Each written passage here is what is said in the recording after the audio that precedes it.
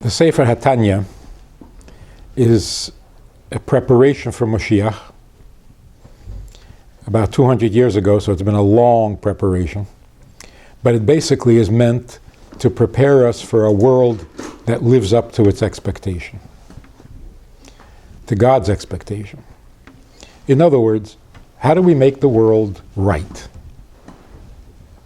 After all the history, after all the mess, and after all the struggle, and after all the pain and tears and so on, how do we finally make the world right?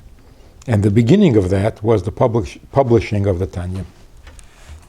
So when we learn Tanya, we have to learn things that are immediately useful and relevant in making the world right.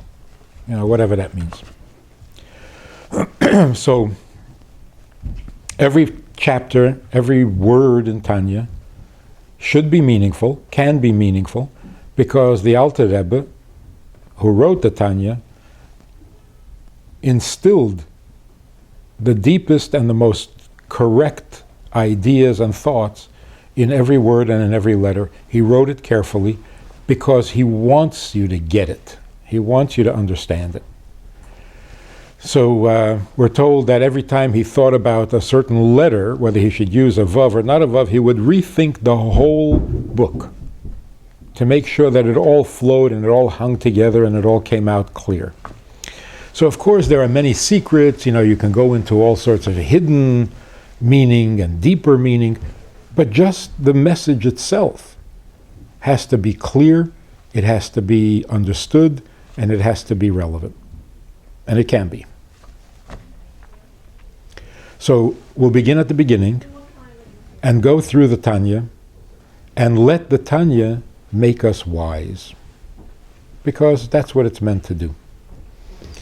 To give us the wisdom that is necessary in the last stages before Mashiach comes, before the world gets right because of our efforts, not despite us. So this is an exciting exploration of how wise and how clear and how brilliant we can actually become if we let the Rebbe educate us and teach us. So let's take a look right at the beginning of the Tanya. Lekutei Amorim. The Rebbe named it a collection of sayings, a gathering, as if nothing original is being presented here. But human imagination. What is human imagination? What is the most brilliant human creation, invention? It's the rearranging of known facts. The most brilliant drama, the most brilliant movie. What is it? Some guy came up with an entirely original way of rearranging facts. But nobody comes up with new facts, because facts are facts. You can't invent things that don't exist. Brilliance means you can arrange existing things so brilliantly that it illuminates your brain, it enlightens you, it opens up all sorts of understanding and wisdom, so that things that didn't make sense begin to make sense. So the fact that he calls it a collection of sayings taken from original sources doesn't mean it's any less revolutionary or original. Because all originality, and this is very important, all originality means an original rearrangement of facts. Nobody comes up with an original fact. That's what the Rambam says, people who think that we invented the idea of God. You can't invent. You can only rearrange. We know that there's a God because somebody had the experience. Now we can start rearranging. We can make him an old man sitting on a throne in heaven. We can make him into a father, into a mother, into a soldier.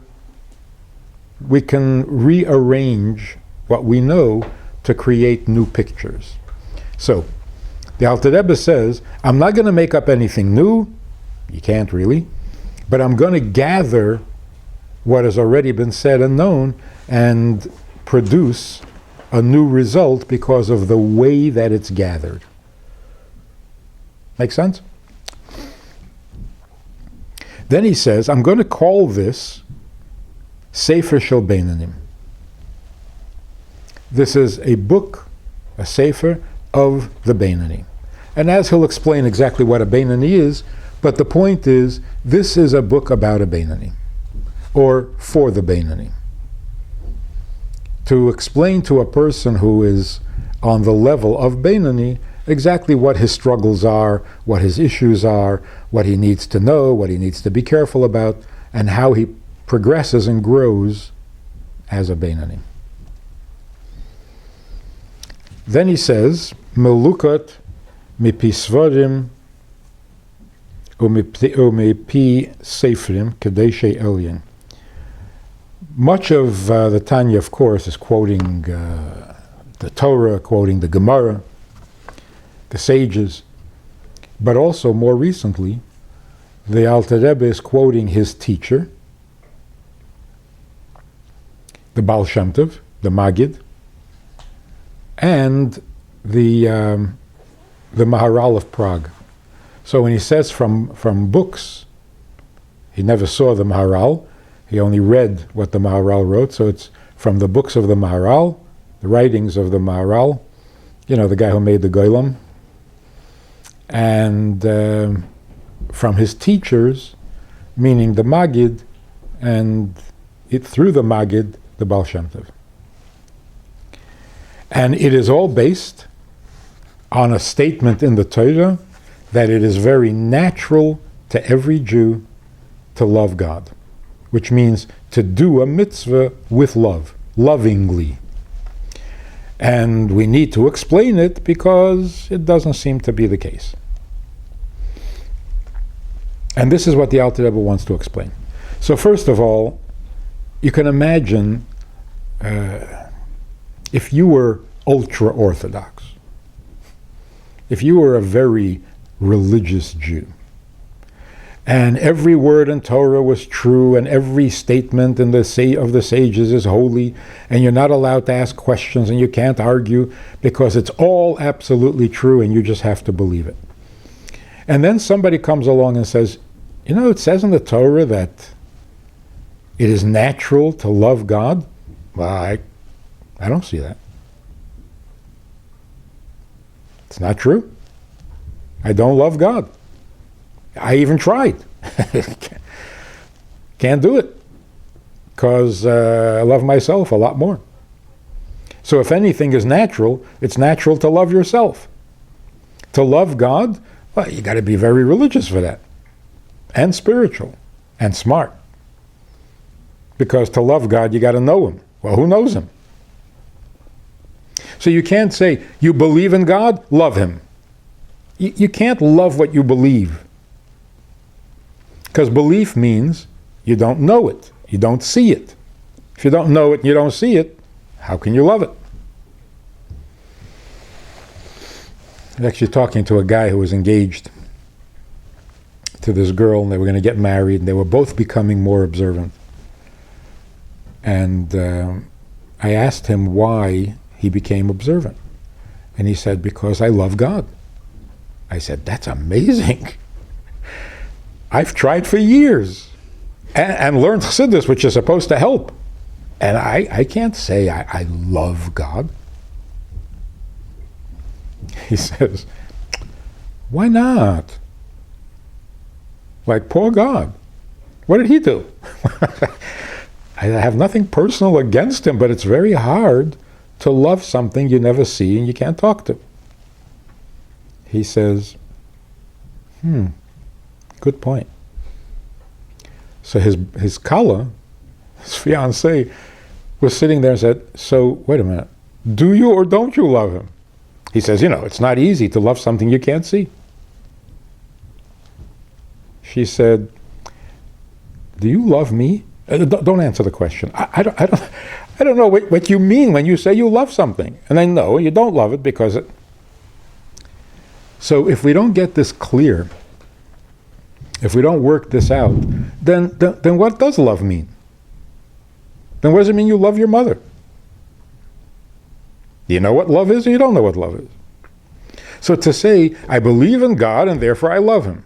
No, you don't. Belief does not produce love. So in order to love God, you have to know him. Well, who knows him? So how can you say it's natural to love God? If to love him, you have to know him, what is it, natural to know God? What are we, all prophets? The fact that the Rebbe asked that question probably could explain the backlash of the Orthodox community, of the religious people. What are you questioning? You're doubting? Torah says it's natural and you're arguing? You're a dangerous man. You're going to undermine the whole religion. Of course, at that time, they were still in shock over what had happened with Shabtai Tzvi, who everybody thought was a huge tzaddik, and it turned out that the guy wasn't even a believer. Converted. So people were very, very cautious. So you can imagine that this question must have shocked people. Because the truth is the exact opposite. If you ask this question, it shows how much you believe in the truth of Torah. No? Torah says it is natural for you to love God, and you say, well, I don't see it. So what are you actually asking? Let's turn it around. If I was very, very orthodox and very, very religious, why wouldn't I ask that question? Because, yeah, Torah says it's natural, so I don't know, it must be natural. Who cares? That's how seriously you take the Torah. Or you say, well, on some level in heaven, no. If Torah says to the Jew on earth, Moshe was talking to Jews who are on earth, and he said it is natural for you, and for everyone else who ever reads the Torah for all time to come, it is natural for you to love God. Then it's got to be true. And if you don't see the truth of it, then find it, look for it, ask, demand. So it's the exact opposite. It's not doubting the Torah. It's precisely because you know that the Torah is emes and real and true, and that's why it's got to make sense on earth. And until it does, you're not understanding.